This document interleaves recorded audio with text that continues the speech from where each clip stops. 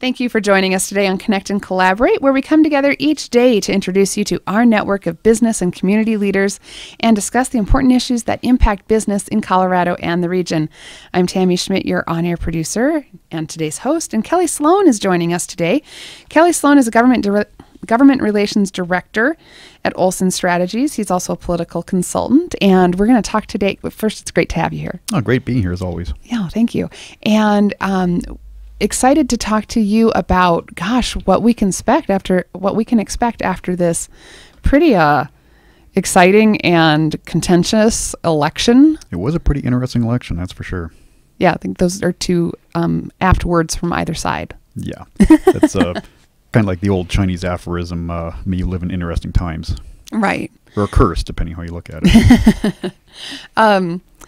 So I know we have a lot of policy coming up on the Trump with an impending Trump administration. There's a lot of concerns about policy, and I don't mean to say concerns, but there's going to be changes. Yeah, there absolutely are. I mean, this is the first time, at least in a long time, we've had a businessman as opposed to a government type person take on the chief executive position. Yes, never held a political office, never held a military position. Right. This is the very first just straight businessman coming into the White House. And in I think in a lot of respects that's going to be a good thing. We've talked a lot about having more of a business approach to government. We talk a lot on the right about how government should be run like business, and in certain aspects that's true. I think, in terms of the government's fiduciary responsibility to the taxpayer, they could take a lesson from the private sector in terms of efficiency, certainly. Mm-hmm. But I do think we need to be a little bit careful that we recognize that government isn't business. There's a pretty clear distinction between government and the private sector. Quite obviously, when we talk about that a lot as myself as a conservative, we talk about that the government should stick to governing and let business be run by the private sector. And the reason for that is that there are a lot of things in the realm of government, within the proper role of government, that can't or shouldn't be run as a business. For example, the things that we think of as the proper roles of government, national defense, that shouldn't be run as a profit center. Law enforcement, these type of things need to have a little bit different approach, and it'll be interesting to see how Mr. Trump, President-elect Trump, kind of broaches that. Right, because like you said, the national defense, foreign policy, that kind of thing, that's not a profit center. It needs to be run as with the intent of the public good, and you don't necessarily make money doing that. Well, exactly. I mean, if we, excuse me, you look at what it took to win World War II. We didn't spare any expense. Mm-hmm. Was World War II run like a business? No. Should it have been? Of course not. The purpose or the aim, the goal of foreign policy is to win. Mm-hmm. Whether it's hopefully not war, but in negotiations and everything, it's to better the interests of the United States. The aim of law enforcement is to protect the public. It's to get criminals off the streets. It's to promote the public safety. That can't necessarily be run as a business, and it does take. There's a little bit of finessing there that I think we need to recognize. Well, and I'll maybe take this slightly off topic of where you want to go, but I think it does factor into the public attitude when you talk about winning World War II. That couldn't be run like a business. We have to remember that the American people sacrificed a lot for that to happen. I mean, as far as the giving up your pots and pans to be able to have metal, right, to build ships and planes, right? Yeah, and we're not. And we don't think like that anymore. We don't. Whether we've, our economy has progressed beyond the Sure. need for doing that, Right, or military has progressed beyond the need for that much of a material. We have strong enough military now that, we can pretty much, the military can go off, do its thing, and unfortunately, I don't think that's necessarily a good thing, but most of us back here at home, speaking now as a veteran, most of us back here at home don't carry on as don't usual. know what's it's just we wake up, take the kids to soccer, watch Letterman at night or whatever, and nothing really changes. Yeah, so, but that's a reality. So that's how it is. The point being, though, that exactly, that while it's good to have that business focus, and certainly it'll be good for the economy, the pro-growth policies that he's talking about, and we'll talk about those in a little bit. And to a certain extent, probably to a large extent, having that business approach to government is a good thing. Right. It does need to be tempered with the recognition that if you're limiting government to what its proper role is, right, that's not business. Business should be left to business. Government should be left to governing. Right. And that takes a little bit different approach to both of them. And with Mr. Trump coming from a purely business background, again, it's going to be interesting to see how he handles that, who he puts around himself, which we're just shaking out this last week. So, do you think President-elect Trump has I don't know, just what word am I looking for? Just kind of a capacity or that real to separate a little bit. Like, this is how businesses run. It's not the same thing. I think that's what a lot of people are concerned about, and there's a shift in nuance he's going to need. I think so. I mean, I think you're seeing that a little bit. In terms of foreign policy, for instance, I think we have seen a shift since the election. He took a pretty isolationist stand, kind of hands-off stand for foreign policy. And I think once he was elected, and he started getting the classified briefings, the national security briefings, the same ones that every chief executive gets. I think he had a bit of an epiphany or a holy cow moment, right? Which I think is why you see people like Mitt Romney being considered for that position of Secretary of State. Whereas before he may have thought of somebody a little more bombastic or a little more, kind of in his kind of rhetorical camp. The presidency, I think, has a bit of a moderating influence on everybody. You see it a little more from the left. Clinton was moved to the right and moved to the center by the presidency, just by the realities of the world. Even Obama. And you're referring to Mr. Clinton. Mr. Clinton, yes. President Clinton. Thank heavens there's only one of them. I think you saw it with President Obama too. I mean, he's. It's hard to tell with somebody of his ideological straitjacketedness, if that's a word. But you have seen him move a little bit more to the center. That the realities of the world have kind of come up and hit him over the head at times. Right.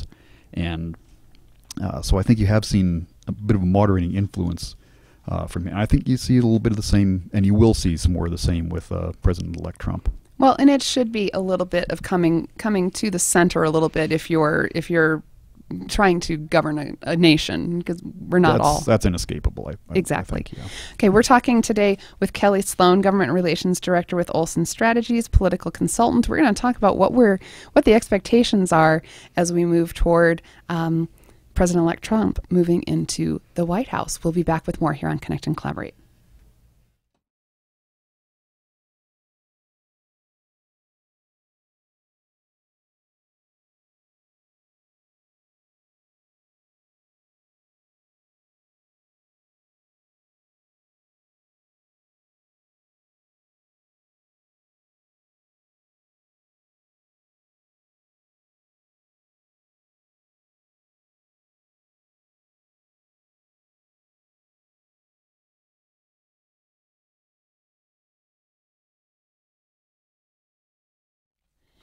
Thanks for staying with us today on Connect and Collaborate. Today we're talking with Kelly Sloan, Government Relations Director with Olson Strategies and a political consultant, and we're kind of looking ahead to, I guess, Inauguration Day and a Trump presidency.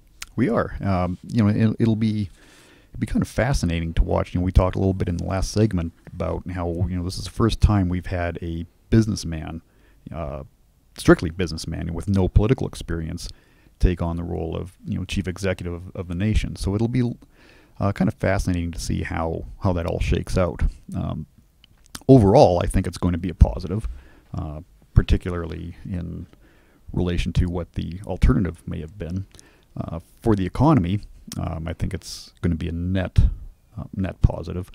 I think the stock market is showing that. The reaction of the market to President-elect Trump's election has been right. Nothing short of fairly amazing. How the heights that the stock market is reaching over the last week. So yes, there was an initial panic, like kind of was. throughout the country and the stock market. Well, and then what? Well, and there always is initially. I mean, markets. I mean, a lot of your listeners are business owners. Mm-hmm.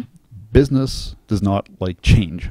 Of course, they like stability. They like if even if there's something that's not great, if it stays that way for a while, you can deal with it. You can adjust your business practices, your expenses, it's change that people don't like. And obviously, Mr. Trump characterized a huge change in the country. Sure. Whereas you would have seen the same thing had we had President Romney for the last 4 years and Secretary Clinton had gotten elected. Sure. You would have seen that drop. But the markets do recover.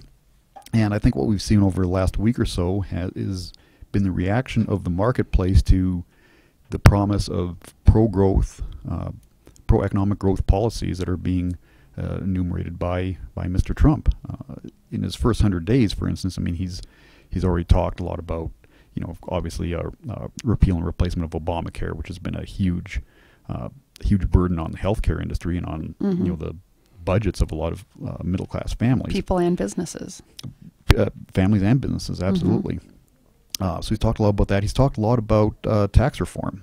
And that may be the single most important thing that could come of at least the initial stages of a Trump presidency is some real meaningful, comprehensive tax reform at the federal level. That'll include, I would hope, simplification of the tax code, and certainly a reduction in the corporate rate, where right now the United States imposes one of the highest, if not the highest, corporate tax rate in the industrialized world. And then we wonder why corporations move to places like Canada Sure. or to Europe and then we punish them for it instead of thinking, well, why are they doing this? Well, it's change because the our tax is too incentives. high. Exactly. But instead, the last few years, the Obama administration's approach has been, well, these people are moving over here, so we need to punish them. We need to make this illegal. We make these inversions legal. After Burger King purchased Tim Hortons and moved their headquarters up to Canada, which has, I think, was it 10 or 11% lower corporate tax rate than the United States has? Of course they did that, and they call that an inversion. And the reaction of the Obama administration, instead of looking at, okay, well, so our tax rate is this much higher, which is forcing them to do this, let's reduce our tax rate and encourage people to stay in this country. No, their approach was to criminalize that activity and to financially punish these companies. And I think what you'll see with President Trump is some tax reform that reduces that corporate rate, does away with the penalty for bringing money back into the country. I believe he was talking about a one-time tax on repatriated money coming into the country, and of a lower rate than we would have right now, to help get some of this money back in the country. And then certainly I would hope that it would involve some simplification, doing away with some of these deductions and loopholes and what the left likes to call tax expenditures. That's a little bit of a misnomer, but I would really like to see some reform put in place by President-elect Trump that stops using the tax code as an incentive to change behavior. And that's what we've seen over the last 20, 30, 40 years, is with all these exemptions and loopholes, and people are using the tax code to influence behavior. Right. And that's, Can you give some examples? I think any deduction you have. Well, let's take one that's popular, actually. The deduction for home interest, mortgage interest. Okay. Now, I doubt that one's going to go away anytime soon because it's so popular. I mean, I benefited from it myself, but that's an example of where it saves me money to own a home rather than rent. Exactly, and that's an incentive to own a home. Now, that might not be a bad idea. However, we have written into the tax code, these incentives to go green, for instance. These. So if you put in more efficient windows or something, or the the better light bulb or whatnot, make all these kind of expenses that they're kind of forcing you to do it through the tax code. That shouldn't be in there. I personally, I don't think that there should be. And this is just myself talking. I'm not representing any particular interest in this, but as a conservative, I don't think that the tax code should be used to sway any type of behavior, to try and encourage any type of behavior. It should be there to generate some revenue for the government on as fair and level basis as possible. But it should not be used. And look, I'm a registered lobbyist myself, so I'm as guilty as anybody else at state level. But every business interest is going out there and looking for to carve out their piece of the pie. And the end result of that has been this tax code that, the books would pretty much fill this little room here. That's how complicated it gets. How much money that small businesses in particular, larger businesses too, have to pay every year just to navigate that swamp of tax law. It's just ridiculous. So I would hope that he would put in some policies that would move towards some simplification and rate reductions. Get kind of even out those marginal rates. The tax on the next dollar. That would be probably the most pro-growth policy that you could see him implement. So we're hopeful on that. And he's included that in his proposal for the first 100 days. So I think that's very positive. You're listening to Connect and Collaborate, the voice of the Colorado Business Roundtable. Today we're speaking with Kelly Sloan, Government Relations Director with Olson Strategies and a political consultant. And we're talking about what we can expect that first 100 days and perhaps beyond in President-elect Trump's administration coming up. Yeah, and like I said, I think overall it's going to be very positive for the economy. He's got some great proposals out there, particularly in terms of tax reform and that. There are some concerns, I think, as the business community and certainly conservatives need to keep a pretty close eye on this administration and on the president. One major concern that I have is trade policy. He was actually to the left of Secretary Clinton for most of the campaign on trade. He's adopted a very protectionist approach to trade, which I think is unfortunate. For the economy, for the country in general. Explain that protectionist. It's drawing back from the idea of free trade with other nations, and instead starting to impose tariffs in particular or other trade barriers to try and protect American industries. Now, one way that he got elected was appealing to kind of that Rust Belt voter that may have lost a manufacturing job overseas. That kind Thinking of thing. of Michigan and Pennsylvania and absolutely. Now the problem is that in adopting these protectionist policies, where we impose tariffs or other trade barriers on our goods, it's a little bit of economic sophistry in the sense that we're ignoring the concept of comparative advantage. So if you're good at fixing cars and I'm good at making shirts, I'm not going to try and fix my own car. You're not going to try and make your own shirt. We will, that all kind of evens itself out. And the market deals with that. The market works on the international level just as it does on the local, regional, national level, if it's left alone to do what the market does best, which is allocate resources. So one major concern is Mr. Trump has indicated that even in his first day, he's going to issue an executive order withdrawing the United States from the Trans-Pacific Partnership. And unfortunately, that's going to have some fairly negative impacts on agriculture and energy. Right. I'd like to talk a little bit about energy here, maybe after the break. But one thing we were seeing with the Trans-Pacific Partnership was opening markets up for American agriculture, beef in particular, and also for natural gas. A lot of your listeners know that I, from western Colorado, spent 10 years out in Grand Junction, where our main industry is natural gas. And one reason, I'll talk about some others later, but one reason that the economy of some of these natural gas producing areas, such as Grand Junction, are so depressed right now, is because the price is low enough. We have a glut of natural gas in the United States. There's a huge market for it overseas, especially in Japan. But if you don't have a free trade agreement with a nation before you to build a facility, an LNG facility to export natural gas to that country, you need to go through the extra step of going through the Department of Energy. What TPP would have done is it would have eliminated that superfluous step of having to go through the approval from the Department of Energy in order to build these facilities. So I think that's going to be a stumbling block to our energy economy, and certainly to agriculture and to the economy in general. Free trade is good for the economy. It always has been, and I really hope that Mr. Trump will kind of roll back some of those protectionist tendencies.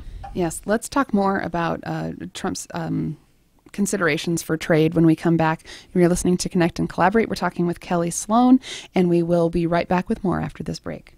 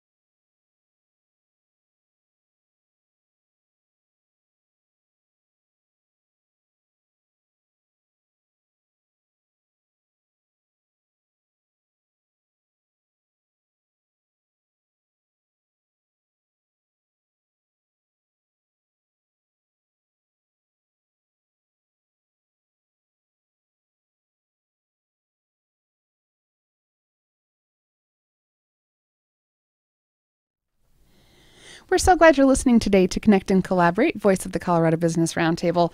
Today, my guest is Kelly Sloan, Government Relations Director with Olson Strategies and a political consultant. And we're taking today's show to discuss what we can expect with an impending Trump administration.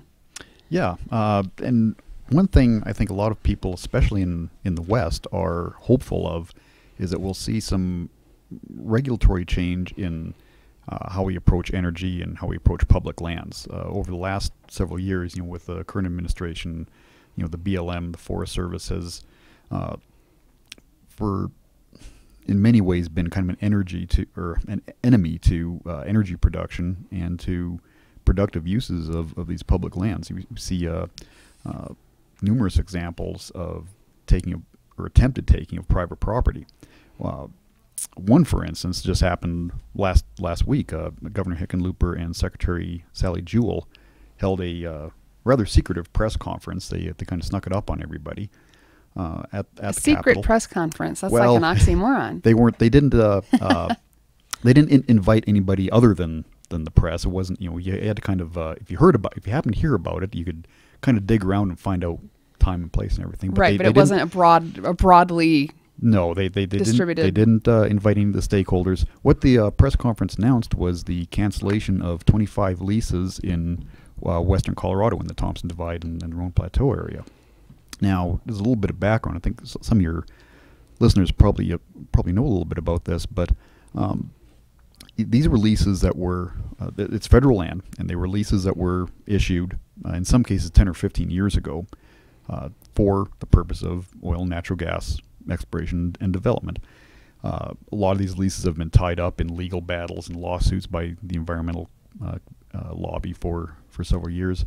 Well, under the current administration, the Obama administration, after the latest round of lawsuits by Wilderness Workshop and several others of that ilk, they determined that the leases were issued illegally because they hadn't considered the impacts of climate change and a whole litany of other environmental considerations. The end result being a decision announced last Thursday to simply cancel these leases, basically pull the rugs out of these from underneath these leaseholders. And you got to remember, these leases were entered into in good faith by the leaseholders. Who at the time purchased these leases, put good money into buying these leases. It's now their property to do with as they see fit under the lease agreement. Right. And now, in some cases up to a decade or more later, the government just comes along and arbitrarily decides, no, you don't have them anymore. We're taking them from you. Now, and this was done without one of the worst parts about this, from a Western Colorado perspective, was it was done without much in the way of consultation with local government or local industry. Mesa County Commissioner Rose Puglisi, she got wind of the press conference, so she made the trip out here from Grand Junction.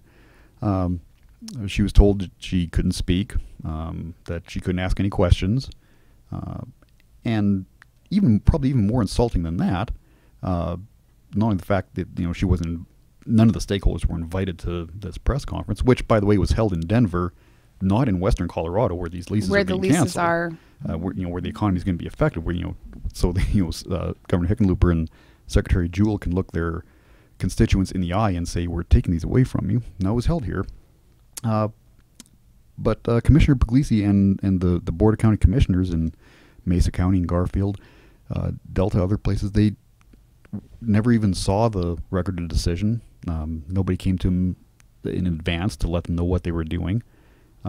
They're just expected to deal with the fallout, and it's this sense of, I guess the word would be arrogance on the part of the federal government when it comes to management of these federal lands, and this kind of hand in glove collaboration they seem to have with the environmentalist lobby.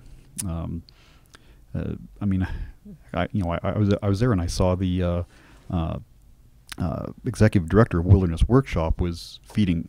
He was apparently allowed to be in the audience. He was feeding questions to some of the reporters. And that's. Here's the thing. So none of these leases actually are located in Mesa County. However, Mesa County, for those who know the geography out there, is the economic hub for not just western Colorado but eastern Utah, the entire region. That's where the jobs are.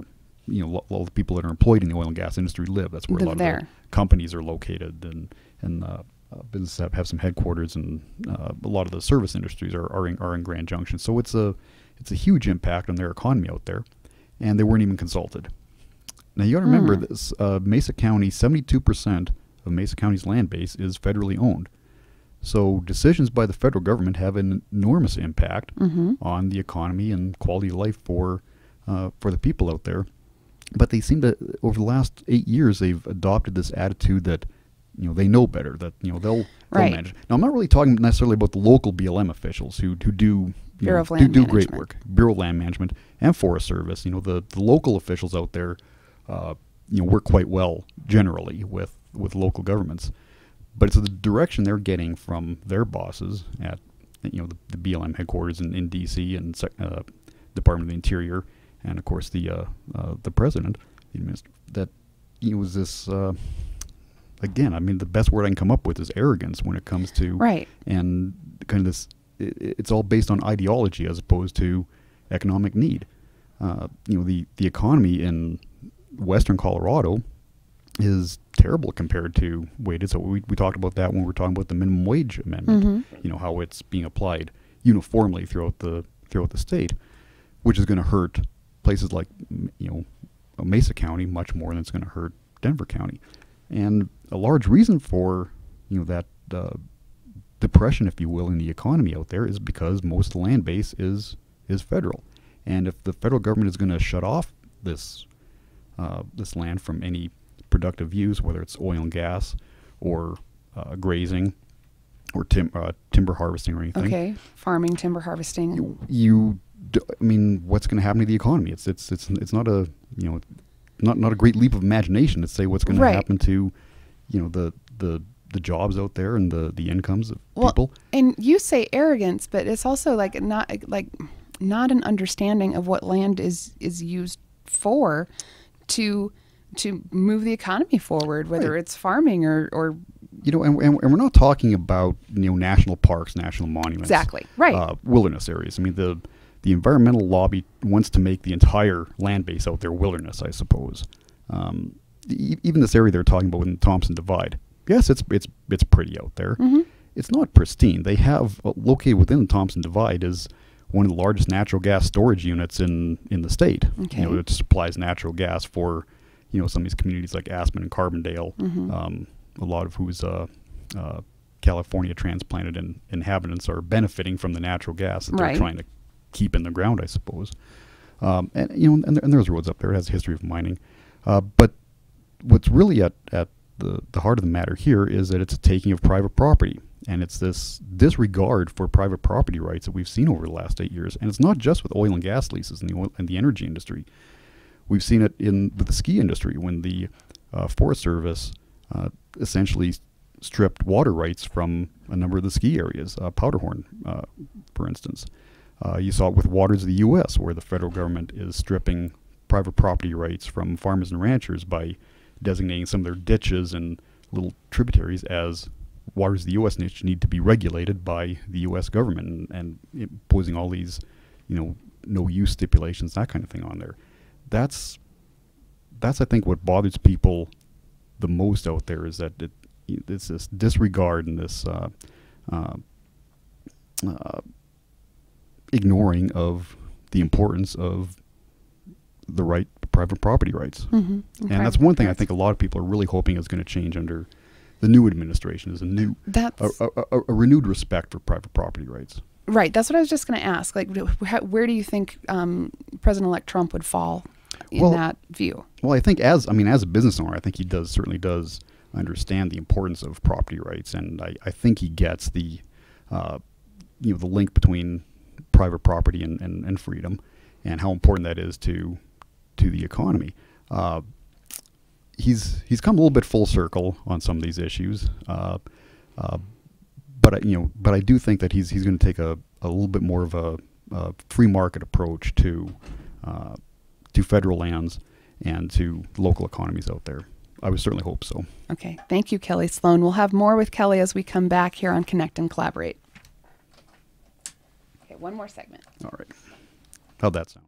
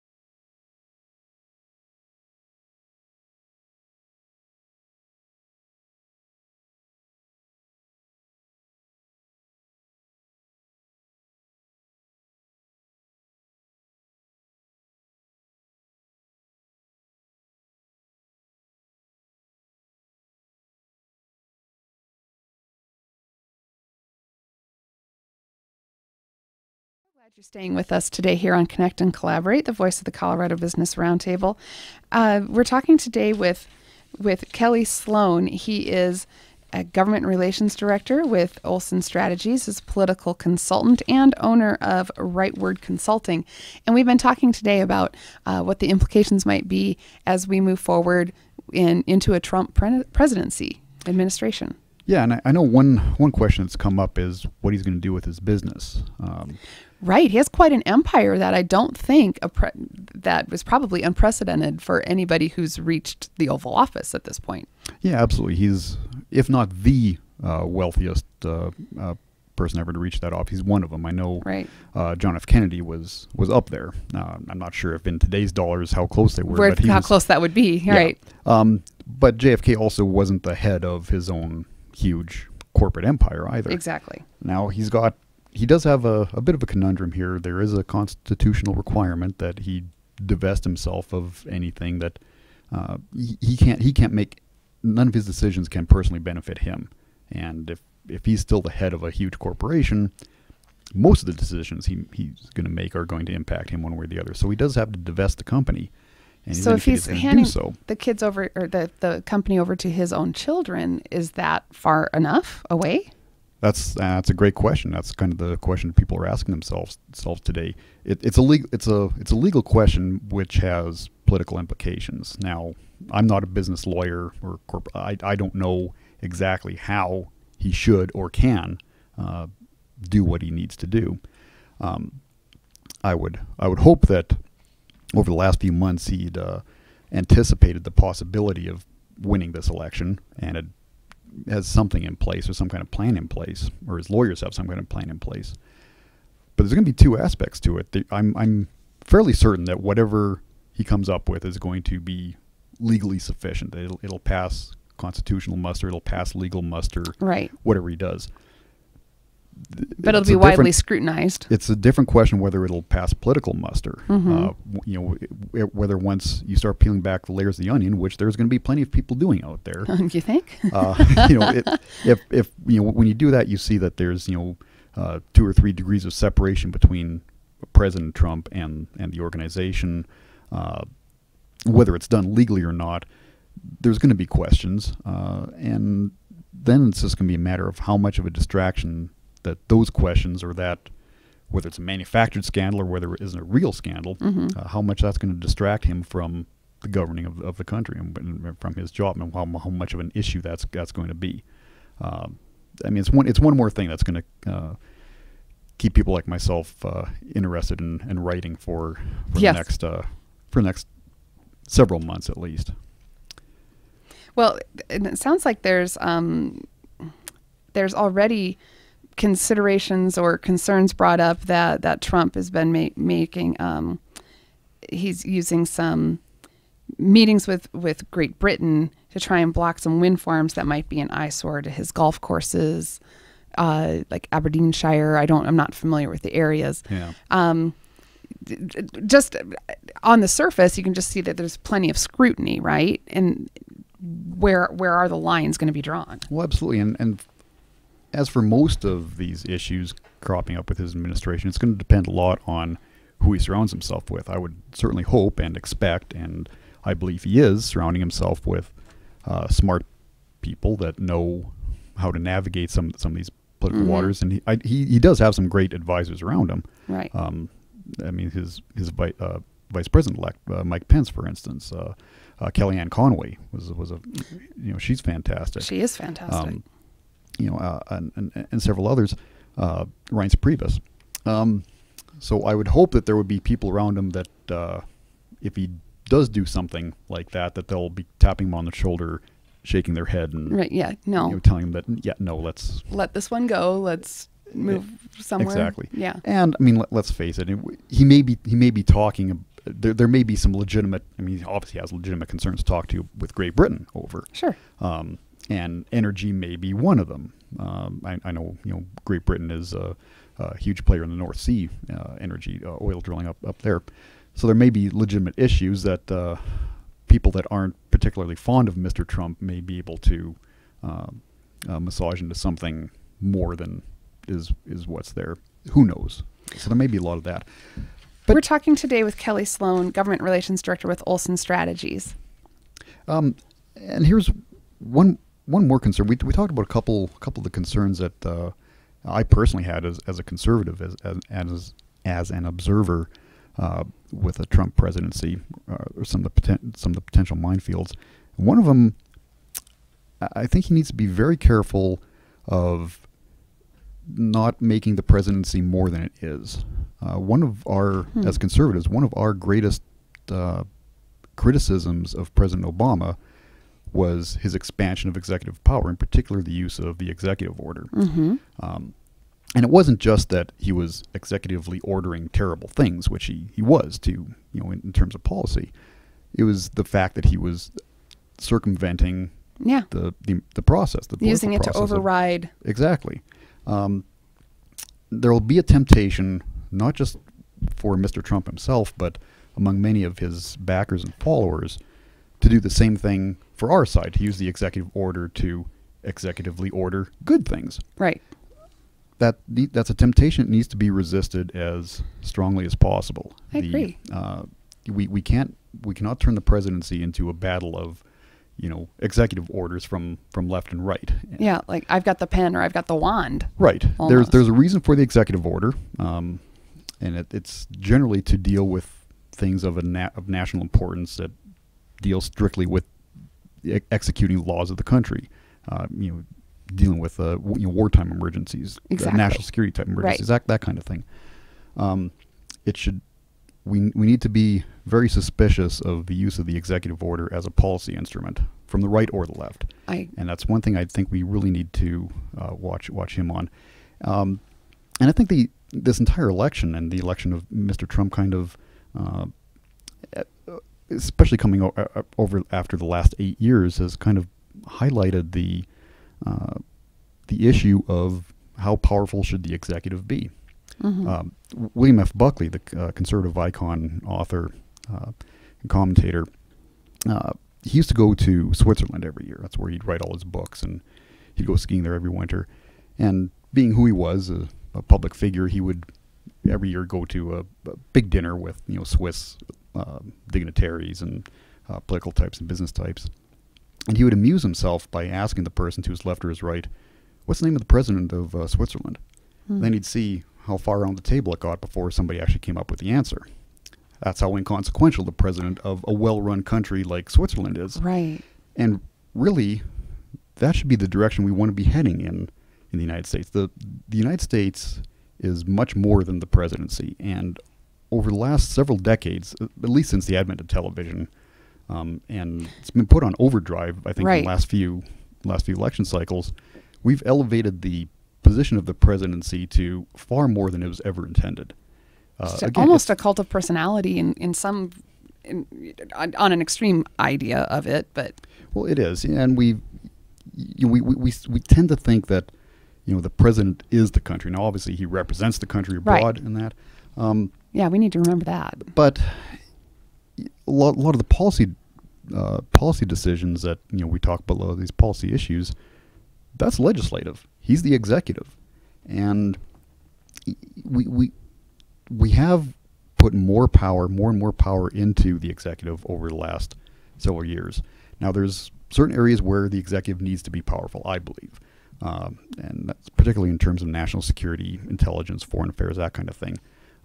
Not so much in domestic day-to-day policy, which is the purview of Congress. So again, I think it's one of these things, kind of like the Supreme Court. We as conservatives keep talking about constructionist judges who interpret law and not make law. Until we get one of our judges in, then we want them to make good right, law right. on our side. And I think that's a mistake, and I think it's a mistake in the executive as well. I think you want a strong executive doing executive things, but you don't want the executive to become more powerful in the policy sense than it has been. One thing I would love to see Trump presidency do is kind of return the executive to being back to what it should be, and maybe even stripping some of that kind of arbitrary power that it's picked up right. over the last several decades. So Kelly Sloan, as we wrap up here, how do you think this transition is going to go? I mean, there's been so much kind of animosity since election day. There has. I think it's going to go fine. I mean, look, this is still one of the greatest spectacles of the peaceful transition of power in the history of the True. world. There's going to be hiccups along the way. There's going to be some political rancor along the way. There's going to be people left and right, up in arms about a certain decision or another. At the end of the day, we're going to have a cabinet. We're going to have a new administration. In January, power is going to transition peacefully between President Obama to President Trump. The sun will come up the next day, and America will continue. We're going to have to figure out how to all work together, too, right? Absolutely. Thanks so much, Kelly Sloan, Government Relations Director with Olson Strategies and political consultant, for joining us today.